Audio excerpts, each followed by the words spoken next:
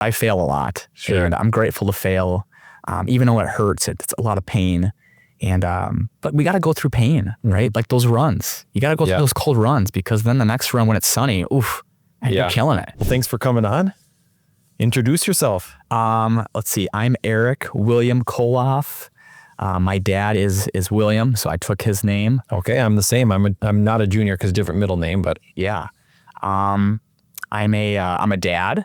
I'm a brother. Wisconsinite. Go Pack, but I love all football, right? Yes. I've lived here so long that when the Vikings win, my clients were happy, my customers were happy, my friends were happy, so like I prefer the Vikings to win. Sure. The world is a little easier for me in Minnesota. So yeah, I'm a data nerd. I love data. I love windows. They're not a pain in the glass. They're fun, right? A lot of opportunity in windows. Very creative. I love to read spiritually. Health. I feel energy rich most days, if not all days. Very active. And I see just every person I speak with, it's just an opportunity to share love, share the energy I have to create more, right? More for something, more for the creator, whoever it may be, what you believe in. So sure. Just grateful to be here today and grateful for you guys for the opportunity. Yeah. So, yeah. Grateful to have you on. Thanks for making the way in the cold. Yes. It makes us stronger though. It does. Have you ever heard of Wim Hof? Yes. The Iceman. Yes. He's this breathing, right? Yep. So we're strong here in Minnesota. Mm-hmm. Have you done any of the cold plunges? No cold plunges, but I do his morning breathing techniques. Okay. You basically breathe in 30 times. You hold your breath as long as you can. You get your fingers almost tingly, right? Mm-hmm. Get your blood moving. It's good for your immune. And then you go take a cold shower, and oh man, it's amazing. So you're a cold shower guy? Yeah, maybe 4.5 minutes. Sure. But that's it. Then I'm done. Okay. That'll wake you up. You got to try the cold plunge. Yes. I play soccer in Northeast Minneapolis. There's this place called True North. And then they have these tubs of just the 30, 40 degree tubs of water, and people just sit in that for a few minutes, go to the sauna, come back. Mm-hmm. So that's down my gym. Do it, man. Yeah. So my wife's family, they have a cabin in Rhinelander area. Yeah. And every year we cut a big hole in the ice with a chainsaw. Man. And this year we got an outdoor sauna, so we went back and forth. Super fun. You're a hero of mine. Oh man, you got to do it. It sucks, but it's invigorating. Yeah, for sure. I will. It'll be, let's do it. Yeah, this year it'll happen. So, yeah. So you grew up in Ashland. You said you're a track guy. You're a runner. Yep, ran some track, soccer, a little bit of football, but when high school hit, I'm a little guy. Yeah. My friends grew and became strong, and I was just quick. Sure. So I went right to soccer. Okay. Smart move. Yeah. And then basketball was quick, maybe too fast for the ball, so played JV. And then when track came along, oh man, this was my jam. Quick, almost like an individual sport. Enjoyed the relays, but sure, man, I love running. So you said you went from mile to 2 mile down to 800. Yeah. So a lot of endurance, but I really, probably my specialty was at 800 meter, and I felt that like if I could just go hard, 800 meters was, I was burnt. Yeah. So 2 laps. Those are, to me, the 4.8 was harder than the mile 2. Yeah. Just that mile, you kind of chill. Yeah. The first, and then the last lap, you're like, all right, what do I got left? We're 800. I felt like I was just doing the last lap the whole time. The whole way. Yeah. It's a painful race. And then the 4x8 relay was fun. It's, you're running a mile, right? Everyone's running a 1600, right? 4x8. Yeah. But, good times. Yep.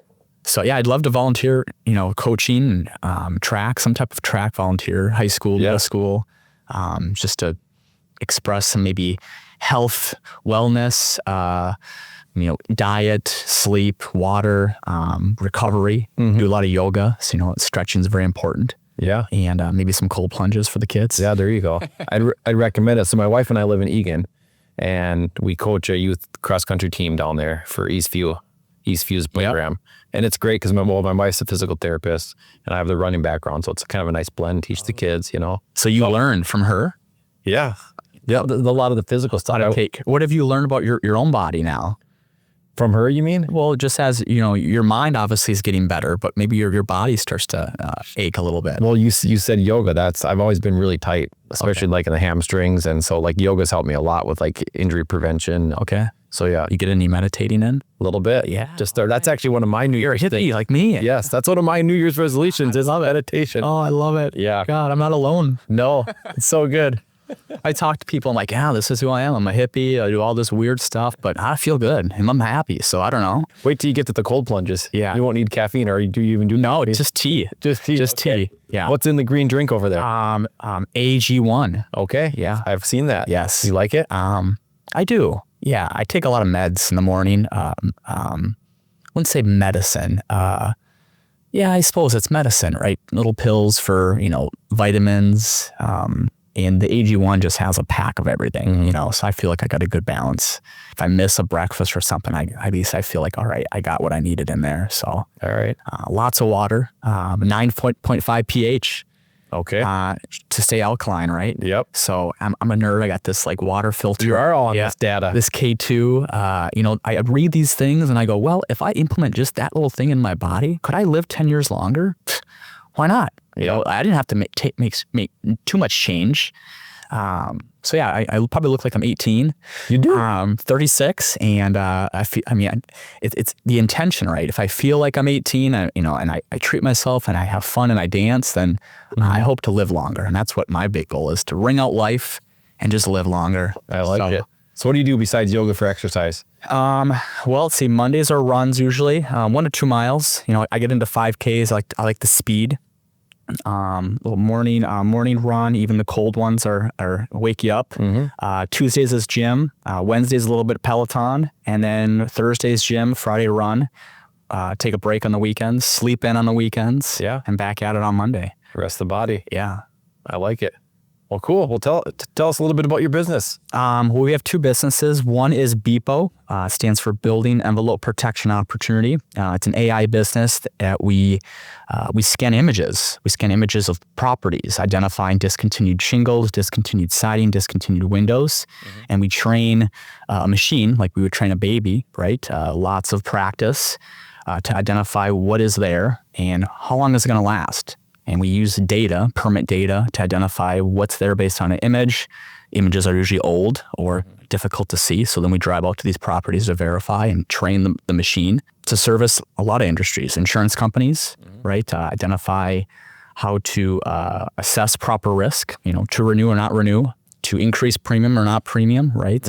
To service the remodeling industry, knowing what type of data is there can be helpful on targeting your efforts in a storm activity or a retail activity. Real estate appraisers, right? Being able to appraise properties without actually having to be on site, knowing how long these materials should last based on a hail-prone, fire-prone, what types of materials should be installed in California homes, right? So that they're not as susceptible to fire. Yeah, that's been fun. It takes a lot of money, a lot of resources to build that. Smart people. I'm the visionary. I know it works. I use AI too much. It's my personal professional assistant.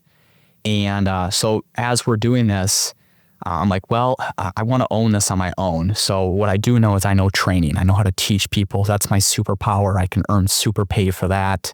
So I teach contractors in the roofing industry, in the window retail industry, window restoration, how certain window manufacturers are susceptible to storm damage, hit by wind, hail, whatever. So a lot of contractors will say, well, that window doesn't have broken glass. Like, well, no, it's not the glass that gets damaged. And, oh, that's just a rewrap. Like, no, it's actually part of the window. Like, the manufacturer doesn't make that window anymore. So if there's damage and it's compromised the seal, well, it needs to be replaced, just like a gutter or, fascia, right? Yeah. So to be aware of items in the homeowners agreement with their insurance is important.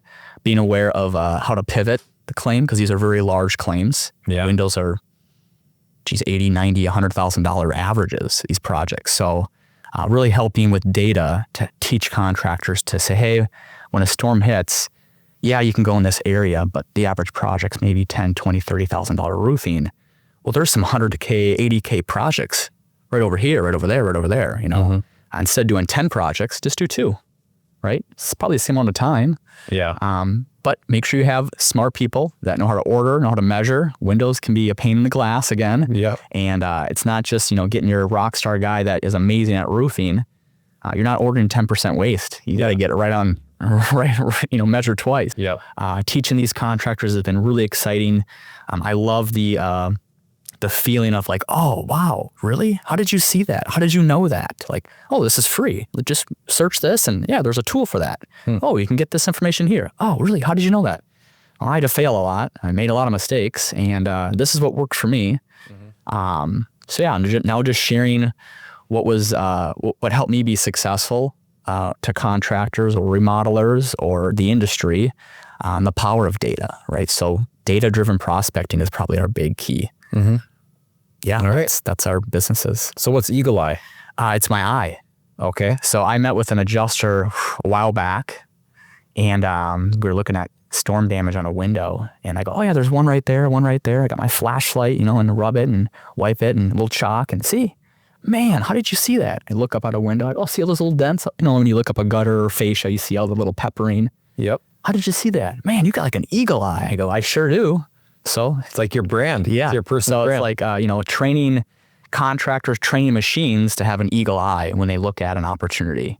Slow down, just because this is damaged. Well, hey, there could be more opportunity. Get your eagle eye out. Yeah. So, I like that. So you said 2 businesses, Beepo and the other one is? Eagle Eye. It is Eagle Eye. Eagle Eye's the training. Got it. Yeah, that's you're helping contractors and got it. Basically building revenue to build the AI. Okay. And that's fun. I love it.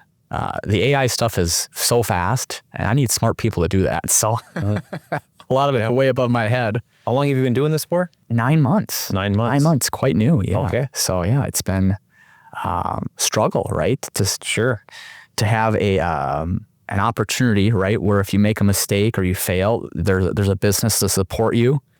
There's funds to support you if it's a bad month, right? Or no storms. Yeah. And then when it's on your own, man, it's all on you.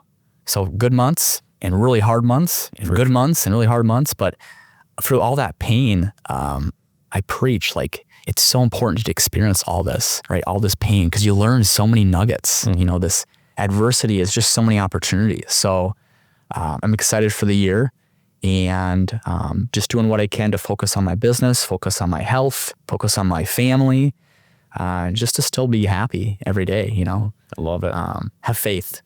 You got a good energy about you. Thank you. So you got an entrepreneurial spirit. Yeah. Have you done any businesses previous to this? No, first one. Yeah. And what did you do for work previous? Sales. Okay. Windows. Yep. Knocking doors, talking to homeowners, influencing maybe an adjuster, writing estimates, settling claims, dealing with mortgage, selecting windows, renewing a home. And then really just taking that opportunity and sharing it with the whole neighborhood, through fun marketing ways, social media, the book over there, that jab, right hook. I love all those social media books, how to create awareness in this day. So I love the direct, the door to door. I love the phone, pick up the phone and call when it's cold like this. Social media to maybe build some brand, maybe build some awareness, but maybe not actually get the knockout. For sure. But it just supports, the billboard maybe just supports the knock of the door or the call or the text, right? You're speaking my language. Yeah. Jab, left hook. I love it. Gary Keller, the owner of Keller Williams Real Estate, probably the 3rd largest real estate company in the nation. He talks about this 8x8 touch. These clients, you got to touch them 8 times, maybe 2 phone calls, 2 door knocks, maybe 3 mailers, you got to hit them 8 times. And finally they're like, oh, okay, what's this all about? Good. Sure. So if you have that mindset of 8 touches, you don't get you don't quit after that first or second touch. It takes, 6 more. A lot of people appreciate that hard work. When they say, all right, this guy's relentless. Well, what's this guy? Kind persistence. Yep. Kind persistence. Yep. I had an uncle of mine once say, persistence overrides resistance, because he was in sales pretty much his whole life. And I'm like, what was the trick for you? And look at Henry Ford. That guy had no education and just kept going. Dale, Carnegie, right? All these Rockefeller, just persistence, desire. I love the book Think and Grow Rich by Napoleon Hill. You know, they talk about these persistence and desire and faith and mastermind groups. It's all real today. Yeah. Tell us a funny story since you started your business 9 months ago. Something interesting. Early on this. Not very good at accounting. Tax season. So you find your weaknesses. Yeah, I go fast. You know, I go, oh, I want this. I'm going to do it, and then you go, oh man, I should have managed some of that stuff. I should have had a folder for all that stuff. So now I'm playing a little catch up and organizing. So let's see, what's a funny story? And it could even be like a tidbit of advice as you've started your entrepreneurial venture here. Yeah. When you go into, a call, try not to have a plan. You know, like just pick up the phone and see where it goes. You know, like feel the energy, feel the vibe. I found that when I have a plan or an intention, it doesn't go the way I want it. So almost just like like a surfer, just feel the wave. Let it go. If it's not there's times where I'll call contractors and right away when they go, what do you want? Oh, I hang up, not feeling the energy. Yeah. But if I pick up the phone and they're like, hey, how you doing today? I'm like, man, I'm doing great. How are you doing? All right, this is going to be a good call. If I'm not liking the energy, I just hang up. I like it. I like that, the intentionality of it too, because that makes a lot of sense. Yeah. It actually reminds me of like racing back in the day, because I would like visualize, like, let's say the night before a race. Yeah. This is what I'm going to do. Things don't always happen the way you visualize them. Yeah. You got to have like that plan B, but I like that just kind of free flow attitude. Sure.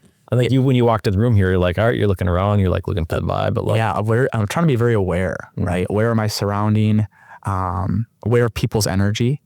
How can I relate to create a common interest?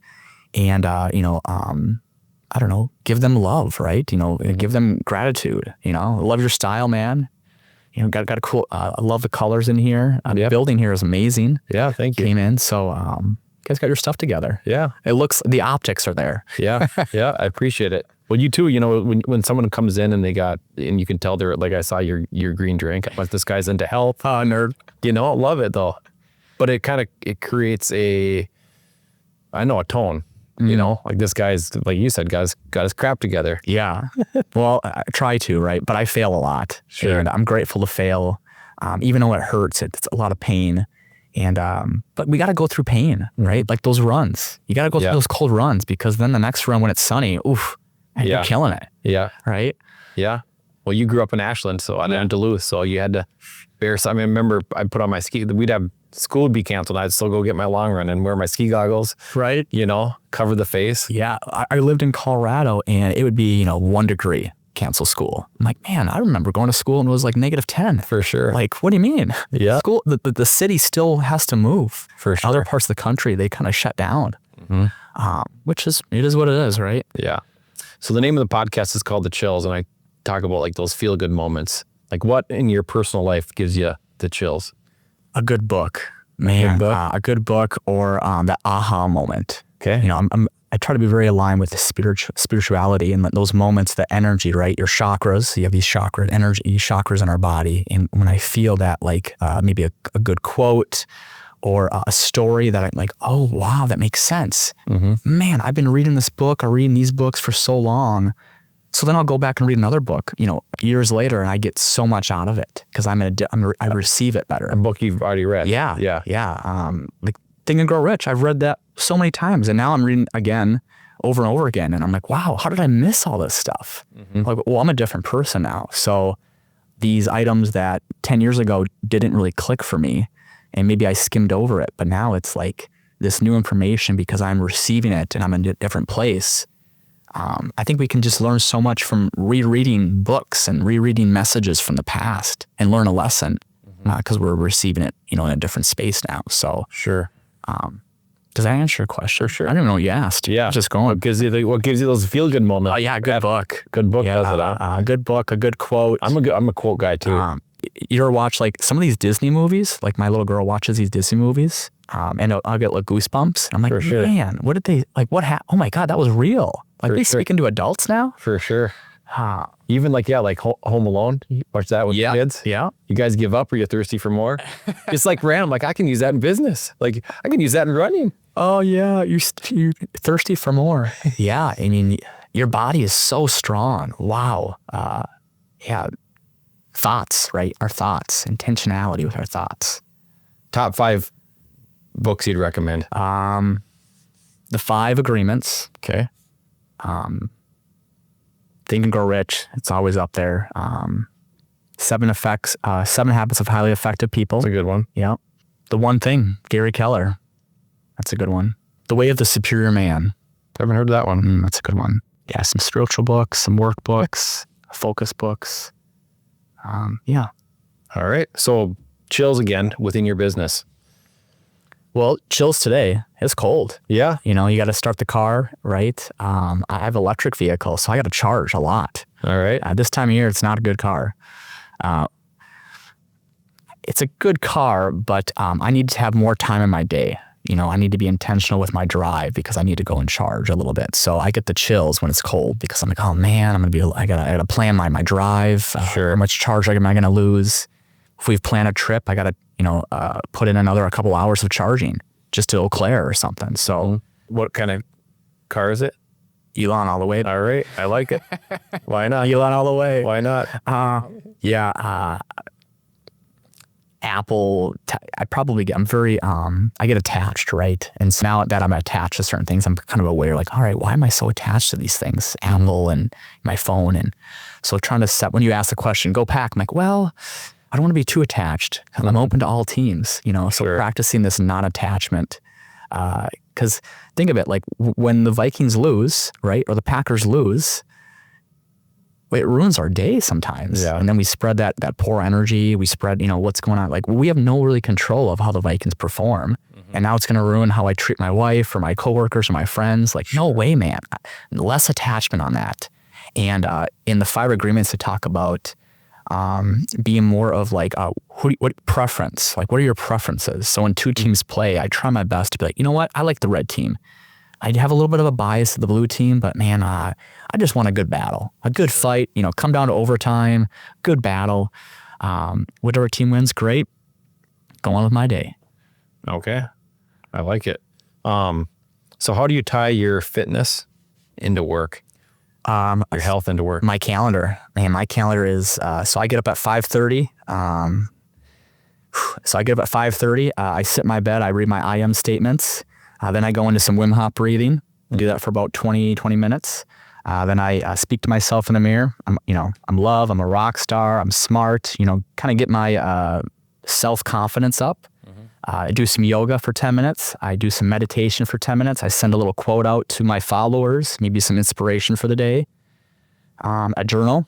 I have my personal journal, just my thoughts, my feelings, what my intentions are, what I'm grateful for. Then I go into my work journal, what are my tasks for the day.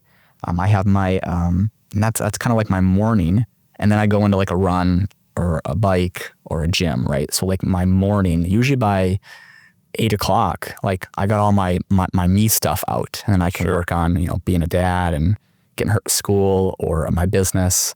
But I believe that like we can turn these 1 days into like 2 days.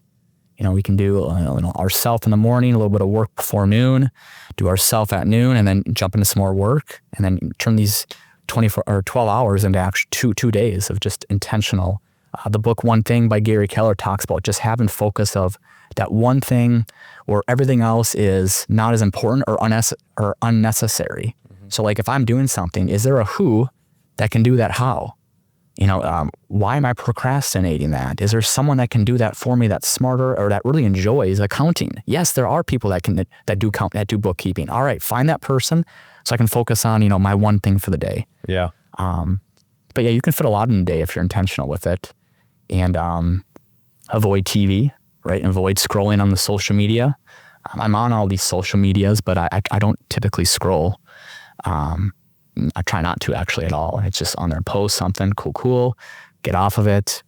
I look at my journal throughout the day. All right, what's my goals today? Okay, yeah, did that. Oh shoot, didn't do that. All right, gotta move that to tomorrow. All right, is that aligned with my weekly goal? Is that aligned with my monthly goal? A lot of people don't even have personal goals or personal missions or personal values, right? So some days I miss the workout. Yep. Just try not to be so hard on yourself, right? Yeah, and try again the next day. So what's an What'd you say? I am statement? I am statement. Like, just reminding yourself that, Oh, like I am. I am. Got it. Instead of saying like, we get in these cycles that like, I want, I will, I want this in my life. I want to be healthier.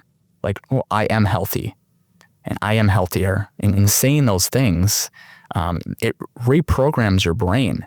And you dream about that I am healthy, and you make I am healthy decisions, and you avoid, maybe fatty foods because you are healthy, right? Yeah. I am energy rich. So I come in here and probably have a lot of energy. I'm on the edge of my seat leaning in. Sure. Well, because I am energy rich, right? So it's kind of tricking your brain, tricking your subconscious, right? To be who you want to be. So yeah, these I am statements, they're just little sentences that are aligned with me. And so yeah, more nerd hippie stuff. Teach me a little bit about, because meditation was on my list for my New Year's. Like, what kind of meditation do you recommend, or how do you follow? Or so there's an app called the Calm app.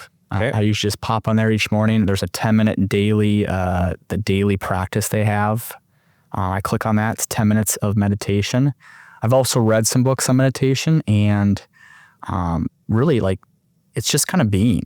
Like, sometimes when you're sometimes I don't get in a meditative spot, where I'm calm or relaxed. Sometimes work is distracting me, or bills, or, my little girl gets up and she wants to hang out. I'm like, I'm still in my zone right now, so just being in whatever, I like, breathing in through the nose is really important. And then feeling that breath down to your belly, and then almost your belly being like a balloon, right? It's important to breathe through your nose. Get a good, it almost wakes up your brain down to your belly. And, it's important to know how to breathe. Like a good breath is actually a belly breath, not a chest breath. So you breathe into that belly. And then I just focus on my energy wheel, these chakras we have, these energies. Your pelvis is your first one. I do a couple breaths there. And that usually keeps me focused on the actual moment. And by the time 9 minutes are in, there's usually a little quote, or like a quote for the day. Hey, today's was about addiction. Like, we have these wounds. We tend to like want to open this wound. And just being aware of the wound and looking at the wound and being like, okay, there's a wound there. I'm aware of it. Why do I have these intentions towards it? All right, what can I do to avoid that wound? Maybe I read a book, or go for an exercise, or distract myself from that wound. Yeah. I don't know if I just go on these rabbit trails because I don't know, I just want to puke. It's the intentionality, that they talk about is like, more listening. So I struggle with that. I tend to want to just talk and not want to listen. So I'm working on it. Gift of gab's not a bad thing in sales. True. But you can learn a lot when you listen, right? And ask really good questions. You get to that, their private life or their secret life. If someone can really share their private life with you, man, there's a bond. Or their secret life, well, there's even like a commitment. This Everyday Spy talks about, he was a CIA agent, and talked about how he can build relationships with these objectives, right? These people. And he builds a relationship by getting them to share secret information about them, right? And then there's like this bond. Like, they'll die for that CIA agent or whatever, that operative. And so yeah, there's these areas of creating a relationship, right? By asking intentional questions, having people to express maybe what they don't typically express. So I ask people like, hey man, what got you jazzed today? People are like, what do you mean? I'm like, man, what got you out of bed? They're like, oh, I don't know, the alarm. Well, of that alarm, like, what force inside of you actually got you out of bed and walked to the door and did your things today? Well, I had to go to work. All right, well, what's exciting about at work today? What are you working on that's exciting? Like those types of questions versus like, how you doing? Good. All right. And then we keep walking. Sure. So it's cool to say, I'm doing pretty bad today. Yeah. And people go, oh, wow, what's going on? Like, thank you. Yeah. I'm actually doing all right, but yeah, let's talk. You change it up a little bit. Yeah, reprogram the brain. Huh.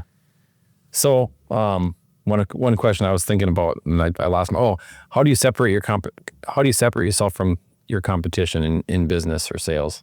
The data we have a lot of data, and probably the mindfulness in our training. We go into a lot of our clients want the content, right? But really, to receive the content, we have to be ready to receive it. So we meditate during our trainings. We get in like we empty our cup. So we have more of a humbled appreciation to receive the information. If we have any, rebuttals or this isn't going to work, write those down in your journal. We'll, get them on paper. Let's not get it out to the group. It might poison. We don't want fruit flies in the training, right? So we meditate. We do yoga in the morning. We get our bodies ready to receive the information, and then our trainings are in the classroom for half of the day, and we go in the field and we apply this stuff in the field. We talk to homeowners. We talk to insurance adjusters. We touch homes, touch windows, and then on that last day, that Friday, we generate jobs for them. Like we call people, we knock on doors, we generate these large projects with them so they can experience all the content. So it's like slowing down the content, talking about the big golden nuggets throughout each day, and then going out in the field and applying it. Versus a lot of these other trainings, I think it's like a big classroom setting. They talk for a little bit and then, all right, cool, good luck. Like, oh man, no, I want them to I want to ring out the opportunity. I go to their place of establishment, sit in their, their office, meet their people. We go out for lunch, right? Learn about their families. I'm interested in their interests, and their story. And I use that to relate, when we're talking about the week. All right, so, let's say we're talking to the homeowner. Why love is important, why self-love is important is because when people shut the door on you, you don't want that. You don't want that to affect you. You want to be more worthy, and don't let that rejection. And a way to do that is to love what you're doing, and to love the conversation, and go into the next door with a whole new mind, a renewed mind, and embrace that rejection because you're learning. So, the training really is broken down into 4 pillars. It's like self-love, health, energy, richness. Got to be feeling good.